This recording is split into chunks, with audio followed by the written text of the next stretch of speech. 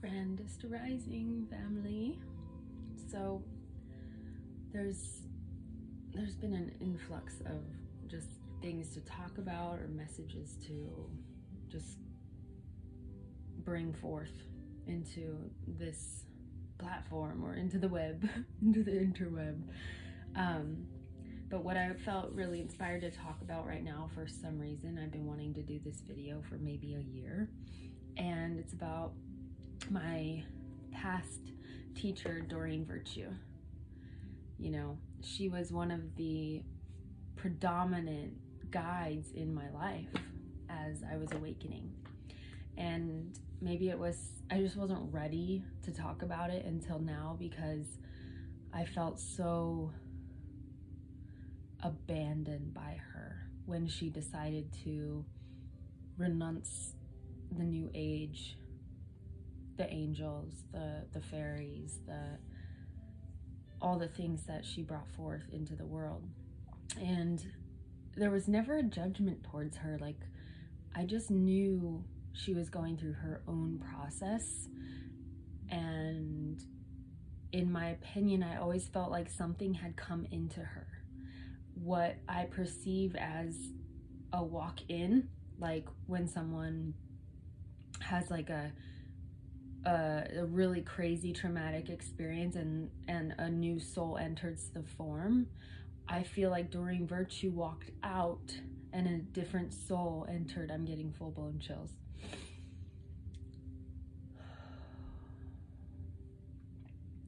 So what happened was, I went to Hawaii. I went to Maui to go to her last live angel therapy sort of certification thing. And it was like a dream come true. I was, you know, so excited. And it was a magical experience. Like, Maui is amazing. We were in the hotel that Wayne Dyer had just passed away in.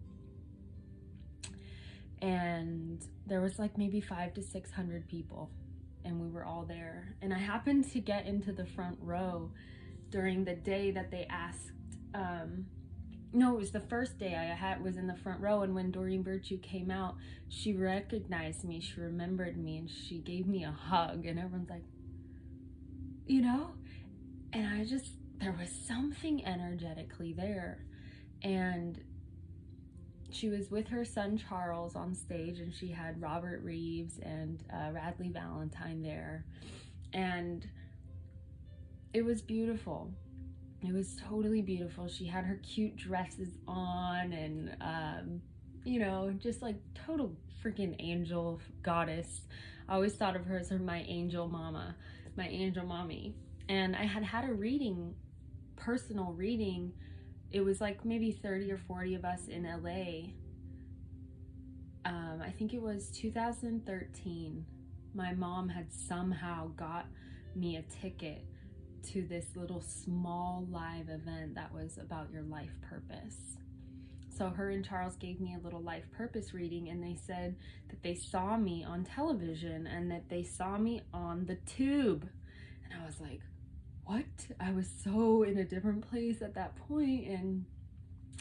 But that always stuck with me. And you know, I got into like a lot of healing trauma, healing the sexual, getting into tantra, and you know, really awakening my fairy, my inner fairy, and my connection to nature. And what happened at this event was, during the last day, there was a live Q&A, and we had to sign a waiver that we would be on the Hay House video training. Like, that was her last live in the United States until she, you know, before she retired. But there was going to be ability to sign up online, right? So I raised my hand for a question, because I was like, really, I didn't like talking on the microphone. Like, I was very nervous about, you know, 600 people listening to me and like being on the Megatron big screen thing. But her helper who was in the audience saw me, and the girl sitting next to me was like, he saw you and he's gonna come over, raise your hand. And so I was like, okay, God, give me a sign. Like, if I'm meant to raise my hand again after the next person was done speaking, then like just lift my hand up and give me a sign. And what happened was she talked about Jesus, and that's my question that I wanted to ask. I wanted to ask about sacred sexuality. And so I raised my hand. It almost like just went up on its own, and then they came and brought me the mic. And I told them, I was talking to Doreen and her son Charles, and I asked them, I said, you know, I had a life purpose reading with you guys, you know, a few years ago, and my life has taken some crazy turns, and I've been feeling deeply connected to Yeshua, to Jesus, and to Mother Mary and Mary Magdalene. And I've been shown their sacred union and how sex is sacred. And I said that a lot of people were starting to come to me that had sexual trauma and really messy energy fields because they had had a lot of partners. And I was inquiring, like almost like a mom, like asking mom, like, what's the deal? Like, what is correct and what isn't? Like, there's so much out there in the Tantra community that like, oh, polyamory and let's have orgies and all this stuff. And I just never felt guided to that type of sexuality. I've always been sort of not very open with that and looking for that real sacred sexual union. And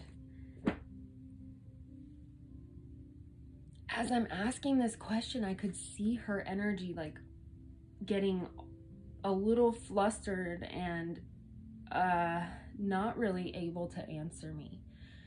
She kind of deflected the question to her son Charles, and she's like, Charles, you have more experience with the Tantra. And basically what she told me was just to be careful. And like, I could see this fear activated within her. And this was October 2016.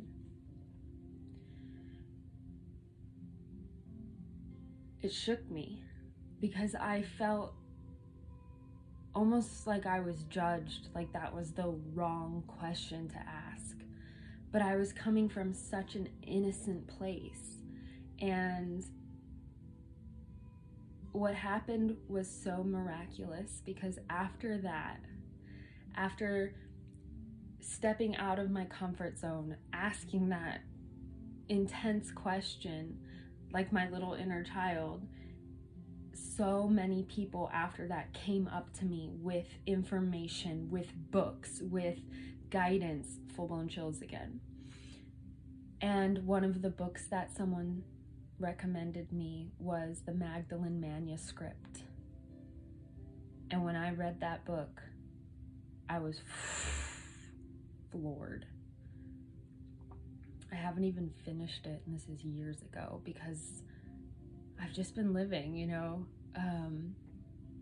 And then I think it was January 2017 when Doreen Virtue had the experience of Jesus coming to her. And when she renounced all of her books, told us basically to burn our books, to get rid of our oracle cards, that all of it was wrong. And I didn't know what to do. I was like, I've almost, you know, based my career off of this angel work. The angels have helped me through all of these crazy spiritual things that were happening, like ghosts and dead people, and helping them through to the light, and working with Archangel Michael to clear some of my trauma and debris, and cutting cords with the past and cutting cords with other people. And you know, the angel, Archangel Haniel was one of the first angels that came to me, and was the goddess, or like the goddess essence of like the moon energy. And so I was really reconnecting with my sacred feminine through this angel, and she was guiding me and showing me. And then Archangel Jophiel, I used to be so into makeup, and if you knew me in high school, like that was my true desire. I wanted to go to Hollywood and go to this makeup school to do the makeup for Hollywood, and not only that, but to do like the costume makeup and like the goblins and goos and like all that. So that was my dream. And so when this archangel came to me, I was just taken away from the makeup, and she showed me the true natural beauty that comes from an inner light activation. So all these things, you know, and then to have your teacher tell you all of that was bullshit. I mean, it's taken me this long to understand that her soul left and is on the other side, and this new soul is inhabiting Doreen's body for some reason.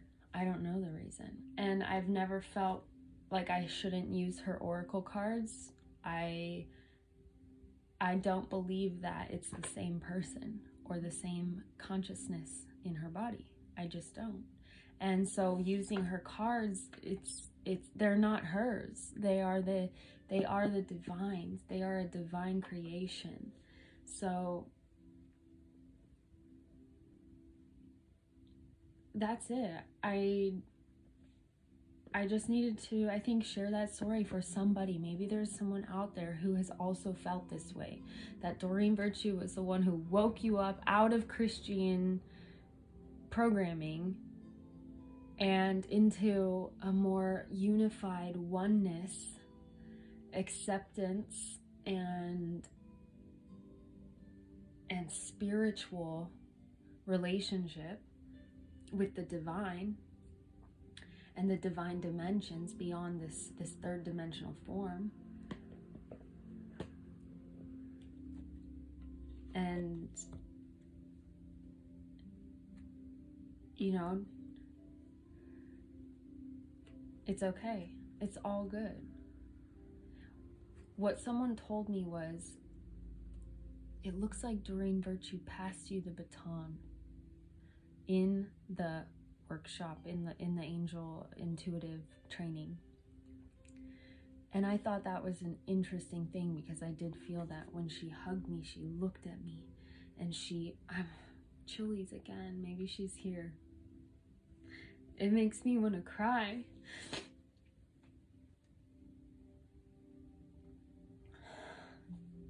And it's okay too, because they're tears of appreciation for all that she gave and for all that she was.